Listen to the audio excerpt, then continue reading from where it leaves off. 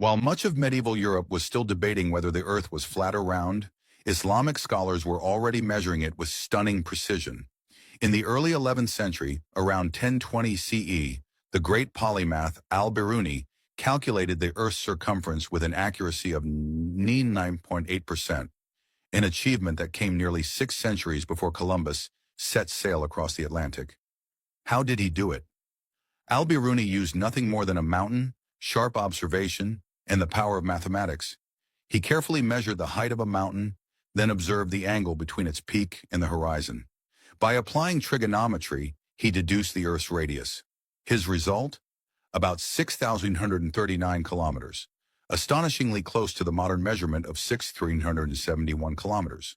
For a man working with only simple tools and brilliant logic, this was nothing short of extraordinary. But Al-Biruni was not the first to attempt such a feat.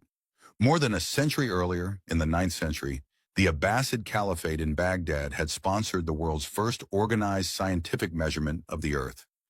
Teams of scholars traveled into the Syrian desert to conduct the experiment. They measured the distance between 2 points along the same line of longitude and compared the angle of the stars above. From this, they were able to estimate Earth's size with remarkable accuracy. These measurements were not just theoretical exercises. They shaped the maps and knowledge of the world that Europe would later rely on. Even the Ptolemaic maps, which Europeans used for navigation, were revised and corrected using Islamic astronomical data. While Europe's scholars argued about the planet's shape, the Islamic world was building grand observatories, charting the heavens, and producing detailed star maps. They not only confirmed that Earth was spherical, but also determined its axial tilt at 23.5 degrees, a key insight for understanding seasons. And Al-Biruni's genius extended far beyond Earth's size.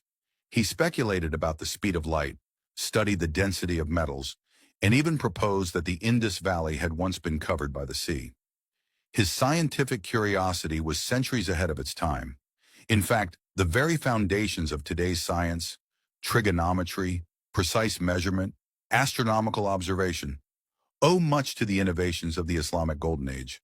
The mathematics inside your calculator, the maps used by GPS satellites, and even modern Earth sciences trace their roots back to this era of discovery. So the next time someone credits Columbus with proving the Earth was round, remember? Baghdad scholars had already measured it 600 years earlier.